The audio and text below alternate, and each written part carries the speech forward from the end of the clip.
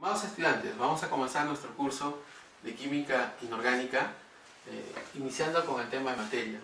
Quizás ustedes se pregunten, ¿por qué estudiamos la materia, no? Si ha habido tantos avances científicos en el campo de la química, que este estudio de materia ya queda antiquísimo. Deberíamos estudiar quizás de repente capítulos más interesantes, ¿no? Pero les cuento esto, que el estudio de la materia ha llevado a que los científicos encuentren nuevos elementos, nuevas sustancias.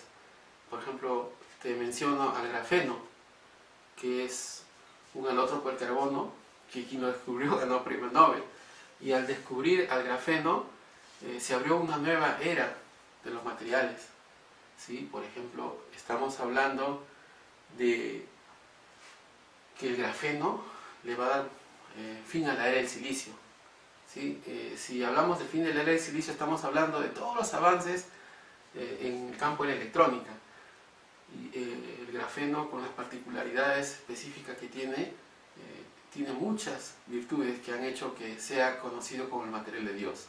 Entonces, ese es un tema muy importante, por eso estudiamos materia, porque este estudio, el conocimiento de la materia nos lleva a descubrir en forma artificial nuevos compuestos o nuevos elementos que van a ayudar a que nuestra vida, tal y como la conocemos, mejore. Entonces vamos a ver la definición de materia. Definición: es todo aquello que existe en el universo, ¿sí? Es todo aquello que nos rodea, ¿sí?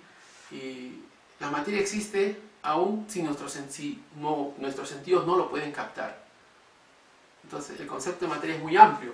Por eso es que hablamos de manifestaciones de la materia. La materia se manifiesta de dos formas: como materia condensada y como materia dispersa. Como materia condensada es un concepto muy antiguo. Los griegos, los grandes científicos griegos, los grandes pensadores griegos ya hablaban de materia y la conceptualizaban como cuerpo. Decían que la materia es un cuerpo. Entonces, para ellos esto es materia, y para nosotros también. Es todo aquello que podemos ver, tocar, palpar. Mira, este es un cuerpo material. Entonces, esto es materia. Por ejemplo, yo tengo otro cuerpo material acá, este control. Por ejemplo, yo lo puedo tocar, lo puedo palpar, puedo sentir su peso de cada uno de ellos. ¿Sí? Puedo ver que este es rojo y puedo ver que este es negro. Esas son las manifestaciones de la materia en forma, ¿sí?, condensada.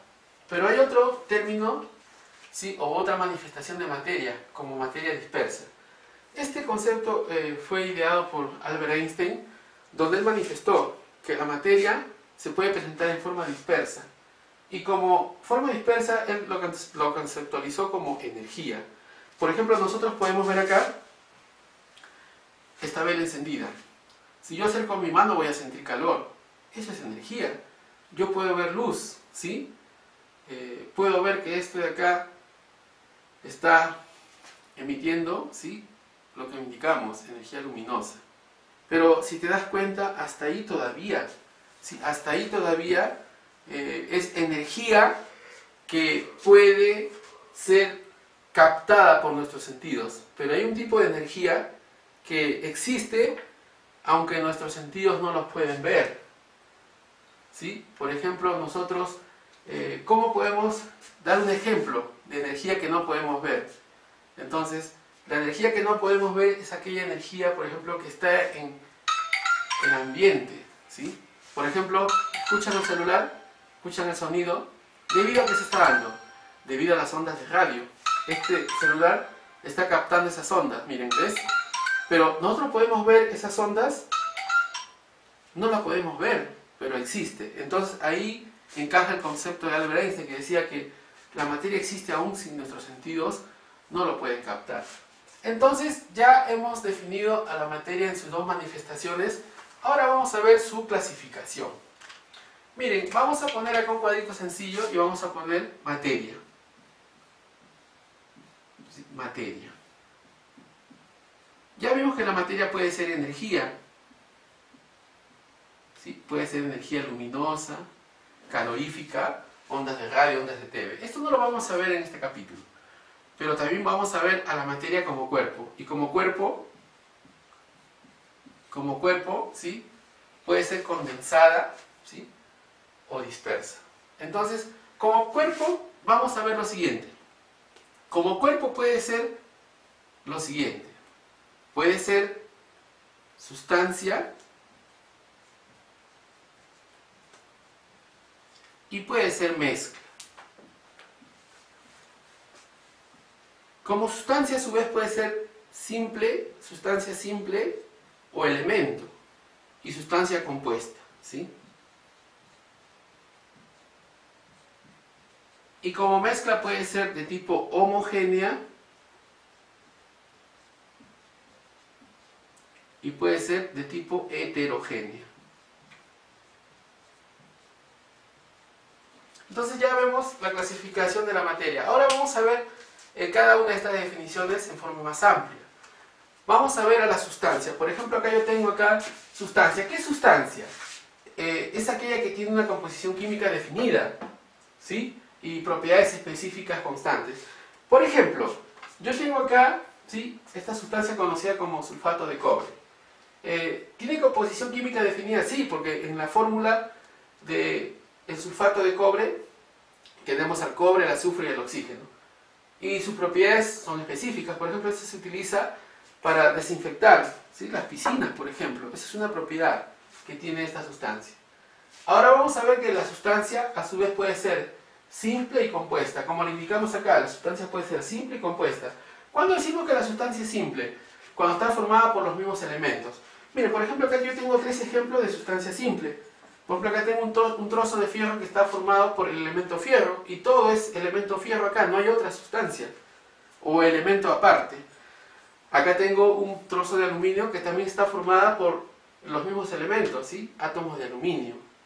Y acá yo también tengo acá una lámina de cobre, mira, que está formada por átomos de cobre. Entonces, ¿qué característica tiene la sustancia? Hasta ahorita hemos visto la sustancia simple. Entonces, la sustancia simple se puede enseñar o se puede mostrar con fórmulas. O podemos determinar o podemos indicar una sustancia simple como elementos. Por ejemplo, vamos a ver la sustancia acá. Por ejemplo, acá tenemos una sustancia como el cobre. Otra sustancia puede ser el oxígeno. Y otra sustancia puede ser, por ejemplo, el azufre. ¿Sí? Azufre. ¿Cuál sería la fórmula o el símbolo del cobre? La tabla periódica lo vemos como una C mayúscula y una U.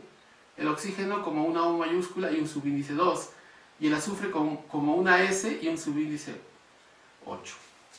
Entonces, ahora vemos acá que estos son la sustancia, la fórmula. Ahora vamos a ver la atomicidad. ¿Cuántos átomos de cobre hay acá? Solamente 1. ¿Cómo lo determino? Porque tiene subíndice 1. ¿Cuál es la atomicidad del oxígeno? 2, porque su subíndice es 2. ¿Cuál es la atomicidad del azufre? ¿Sí? Entonces, esto es, su atomicidad es 8. Entonces, ¿qué nombre recibirá esto según su atomicidad? Como monoatómico. Monoatómico.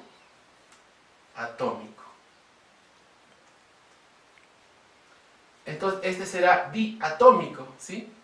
Diatómico, y este será octa, porque tiene 8, ¿no? Octatómico. Entonces, como vemos, las sustancias simples que pertenecen al concepto más amplio de sustancia se pueden representar por fórmulas o por símbolos.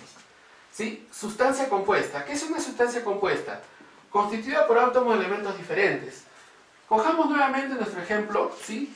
Nuestro ejemplo de sulfato de cobre. El sulfato de cobre tiene cobre, azufre y oxígeno en su composición química. Y acá tenemos el sulfato ferroso. En su composición química tiene tiene fierro, azufre y oxígeno. Entonces, vemos acá que las sustancias compuestas están formadas por 2 o más átomos diferentes. Y a ver, vemos lo siguiente ahora. Vamos a ver algunos ejemplos. Mira, vamos a ver la primera sustancia compuesta, por ejemplo el agua, lo que todos conocemos, ¿no? Agua. Otra, vamos a conocerla como glucosa. Y otra vamos a poner la urea, ¿sí? La urea. ¿Cuál será la fórmula del agua? Es conocida, ¿no? H2O. La glucosa es 6 carbonos, 12 hidrógenos y 6 oxígenos. La urea será N2H4, carbono y oxígeno. Ahora vamos a ver cuántos elementos forman una sustancia de tipo compuesta. Su definición dice que está formada por 2 o más átomos diferentes. Entonces, ¿cuántos elementos diferentes vemos acá? 2. El hidrógeno y el oxígeno son 2 elementos diferentes. En la glucosa tenemos carbono, hidrógeno, oxígeno. Entonces tenemos 3 elementos diferentes. Y en la urea tenemos nitrógeno, hidrógeno, carbono y oxígeno. Tenemos 4 elementos diferentes. Ahora vamos a ver su atomicidad. La atomicidad tiene que ver con la cantidad de átomos que forman o por la que está compuesto la fórmula del agua. 2 hidrógenos más 1 oxígeno, entonces su atomicidad es 3. A ver, acá tenemos 6 carbonos más 6 oxígenos, tenemos 12 átomos. Y hidrógenos 12, entonces tenemos 24, su atomicidad es 24. Y ahora vemos la atomicidad de la urea. 2 nitrógenos más 4 hidrógenos serían 6. Más un carbono 7, más un oxígeno 8. Entonces su atomicidad es 8. Mire, y por el nombre que se le da también por la cantidad de elementos diferentes, este es binario. Esta es una sustancia binaria, porque tiene 2 elementos distintos. La glucosa será ternaria. Y la urea será 1, 2, 3, 4, cuaternaria. Cuaternaria.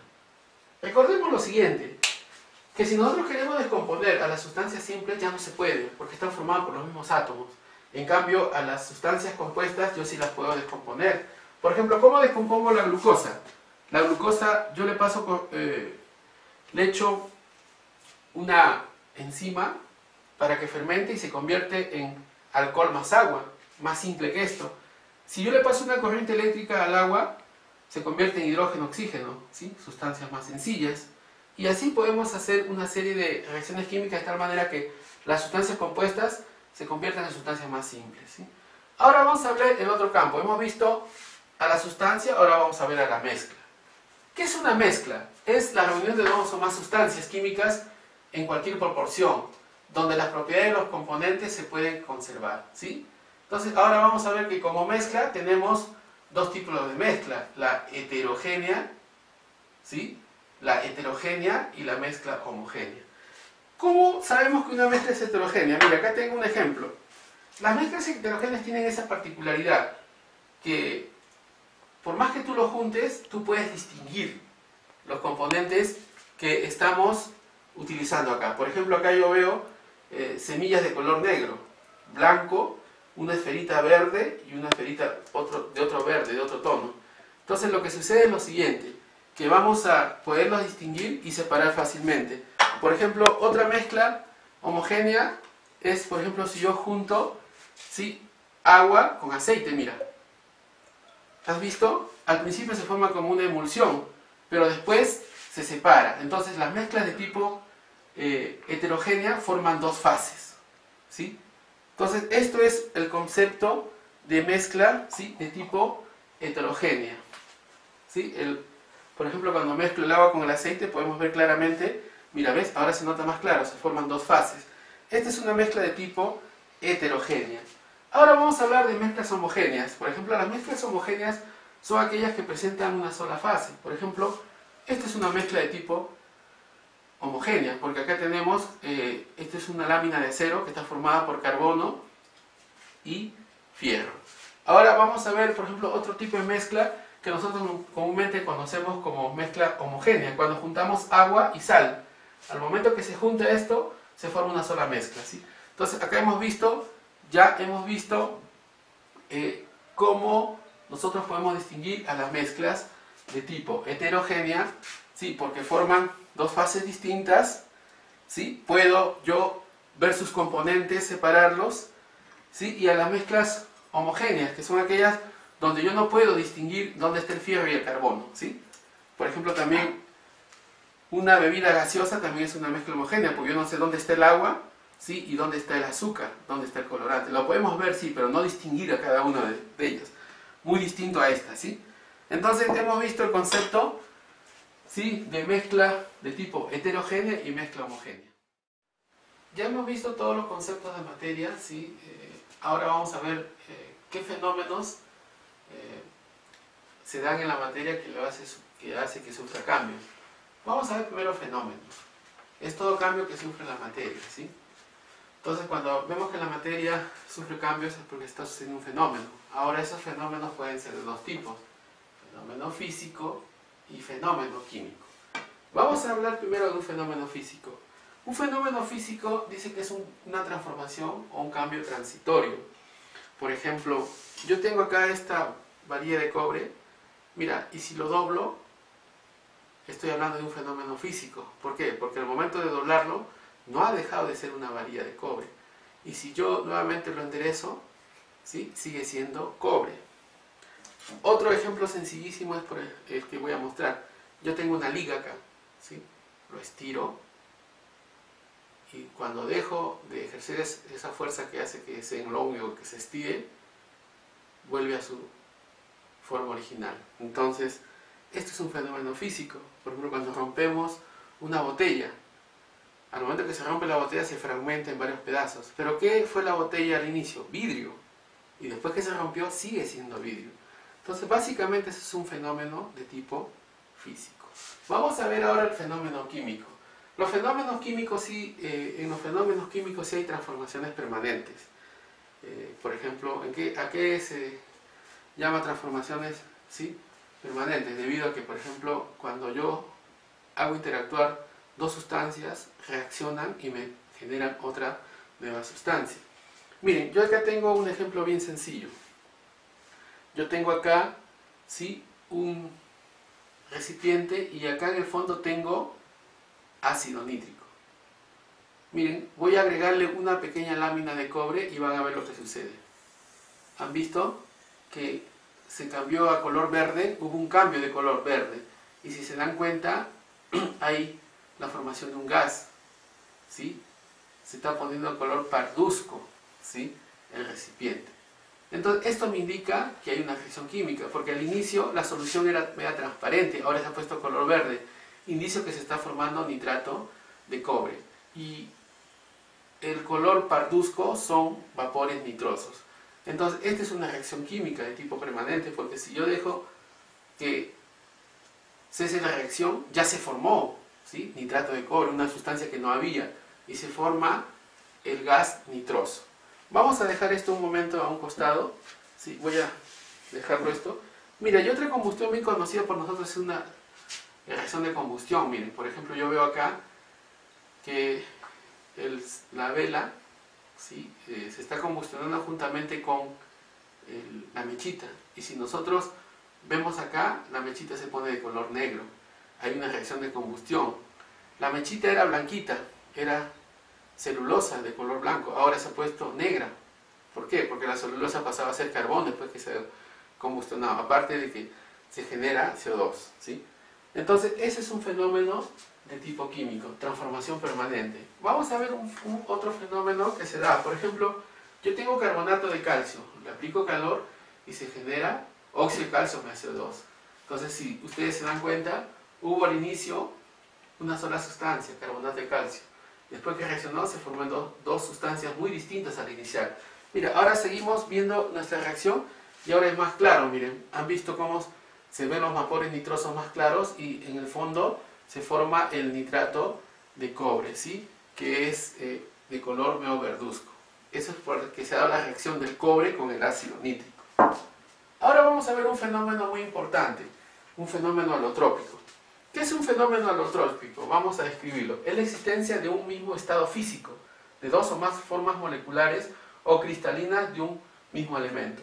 O sea, quiere decir que en un mismo estado físico, una sustancia puede tener dos estados cristalinos distintos.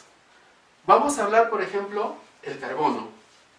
El carbono presenta alotropía. Miren, ¿cómo es que presenta alotropía? El carbono puede representarse en forma de grafito, y es de color negro, es blando. Si yo lo soltara, esto se rompe.